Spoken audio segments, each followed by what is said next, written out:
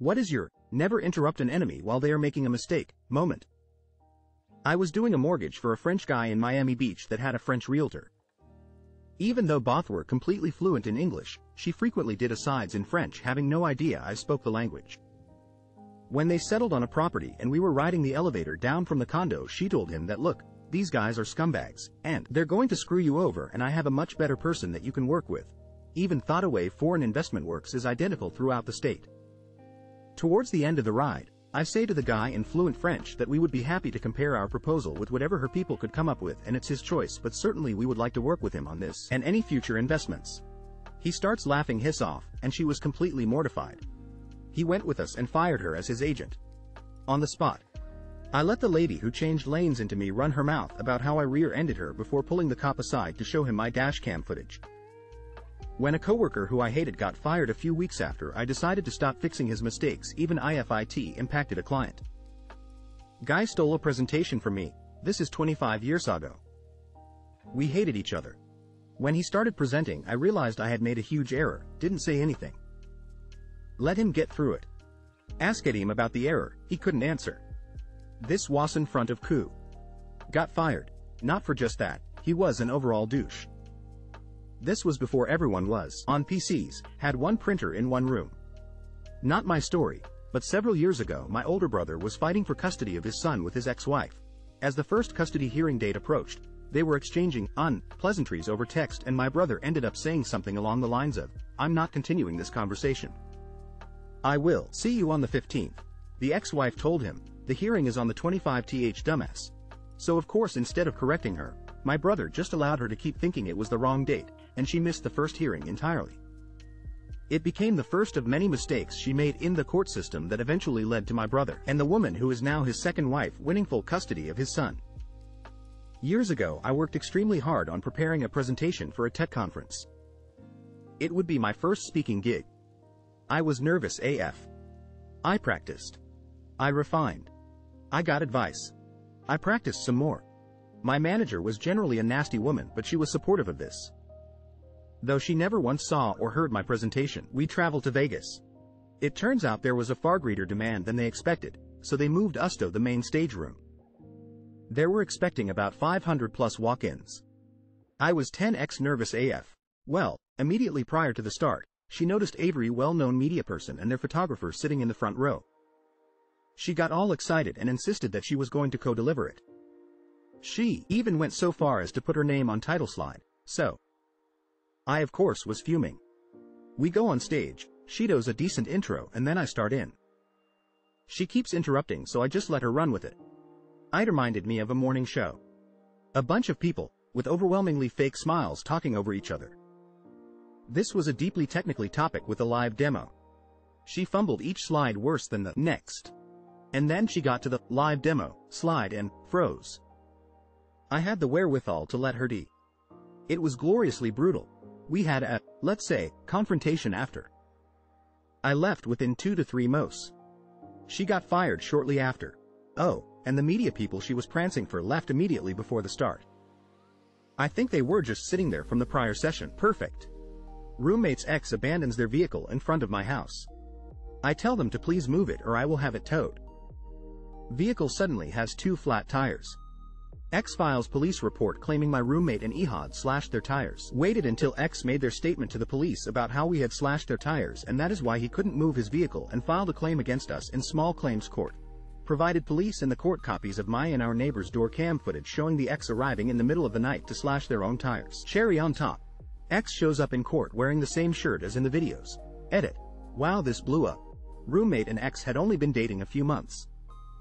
X turned out to be a grifter and was dating several people at the same time and using each of them for food, shelter, money, etc. I got involved when my roommate was out of town and the X just sauntered in.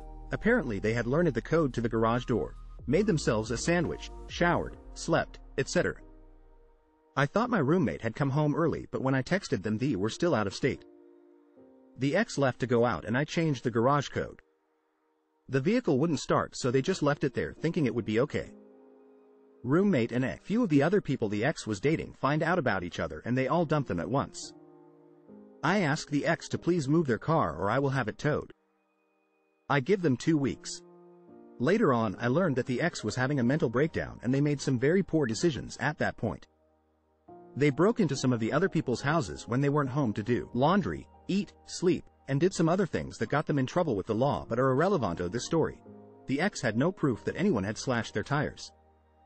The cops just came to the door of me and/or neighbors to see if there was any footage. There was, and they closed the case. I guess they never talked to me again about it. The court case was small claims court. You just have to pay a fee, file a form, have a summons issued to the defendant, and then you both show up in court with your evidence. The ex had no evidence other than a long list of real and perceived grievances with my roommate, but no actual proof, so the judge dismissed the case. I never got to show the video evidence to the judge, but I did share it with the clerk on their lunch break, and they were the ones who pointed out that the ex was wearing the same shirt. An old boss who was awful to me after I took an extra few days of bereavement. She was just not smart, so I emailed her a recap of a meeting we'd had about said days off. She responded not only confirming what she'd said but throwing in a bit of racism. I escalated. I'd been at the company in a different location for 8 years with an outstanding track record, so I had some credibility. 2 to 3 weeks later, my team was called into a last-minute meeting where her early retirement was announced, and my colleague saw her crying in the parking lot later that day, her last day. I really don't hate anyone generally, but that made me so happy, and looking back I still hate her. Lol. Our friend group had one guy the first had personally cut off because he was a terrible drunk. Another friend of mine was having a cookout and decided to invite the guy the first had cut off despite me saying he was going to do some stupid hit. Fast forward into 2 hours into the cookout, the friend I had cut off from my life got drunk and decided it'd be funny to sucker punch a guy with Asperger's. Everyone was telling him how big of a piece of hit thing that was to do, but he laughed and shrugged and played it off as no big deal. Asperger's guy was holding back tears. I didn't have to do a ucking thing. He showed everyone who he was. Everyone stopped ucking with him after that. Good riddance. Preface: I have always done my paperwork in Blue Pilot G2 pen, not shilling. It's a very distinct color and hard to cover. Also, this will be a small novel. At one of my previous jobs, I had just gotten my machine-making product ready for packing. The only problem was the outer lip diameter was just too big. Think 0.01 of an inch off. Nothing I did could get the diameter down. It was just too hot for the plastic to be formed smaller without cooling the die further, which was not then possible quality, and my supervisor quibbled about it for a while. It was decided, and hoped, the product would further shrink in storage as it continued to cool and set, so quality tech signed off approving the variants. Several months down the line, a couple customers complained lids aren't fitting right sometimes. Latter found out only with hot foods or in hot environments. I get called into the front office for a final warning, a big quality alert. They ended up refunding anyone who bought product made by me, and a copy of the quality paperwork. Quality tech is saying she never approved me running that product with the quality variants and as a copy of my paperwork, proving it. I waited until everyone spoken their piece, pulled out my pen, flipped the write-up over and wrote, "I refuse to sign this write-up because I do not deserve it." I then told them to go pull every quality sheet, every training sign-off, and even my job application and job offer, and notice I write in blue ink. The quality sheet in front of me is a photocopy because all my writing is in black, not blue. Plant manager threw the write-up into the shredder and told me to go home for the day. I had already worked a 12-hour shift before this, and forget about this happening. He did not look amused. There was a new quality tech the next night I went in. TLDR, if you work in any field that requires regular paperwork, use a blue pen.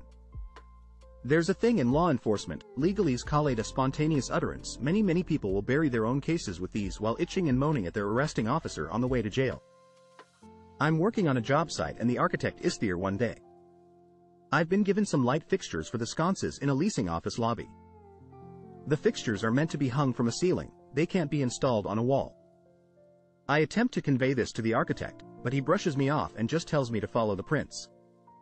I turn to the apprentice and say, "Well, you heard the man, put them up." A bit later, we hear the crashing of glass. The architect asks what was that. I said, "Your light fixture." As I picked up a broom and dustpan to go clean up, told the apprentice to clean it up, of course. Not an enemy, but in retrospect should have been. I work as a teacher and we had an ex-manager guy who decided to get into teaching late. He had lots of pretty horrible habits, eating other people's lunches, perving on the female teachers, squeezing people's shoulders painfully hard as a mati gesture. But the habit that this story is about is how he tried to use weaponized incompetence to get people to do his tasks for him. None of it was really important. He just seemed to enjoy talking people into doing things for him. So he comes up to me one day with a USB data stick in his hand. Apparently it has a copy of a previous year's exam that it was his responsibility to update and edit. He'd taken the file home and his daughter had done the update. Really, dude? Roping family into doing your paid government job for you. He wanted me to copy the file from the USB back into the server, replacing the original file he'd copied. It was literally click and drag between the USB and the file server.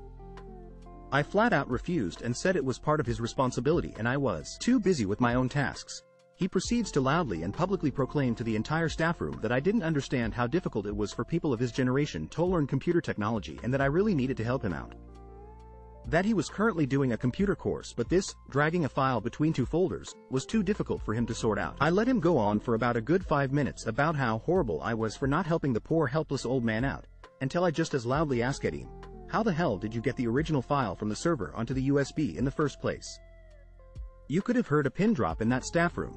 He walked off and copied his own odd damned file. I was accused by a neighbor of reversing out my drive and hitting his car. He gave me the date and time I had allegedly done it, and pointed to a small scrape on my car that supposedly matched perfectly the location of the dent on his.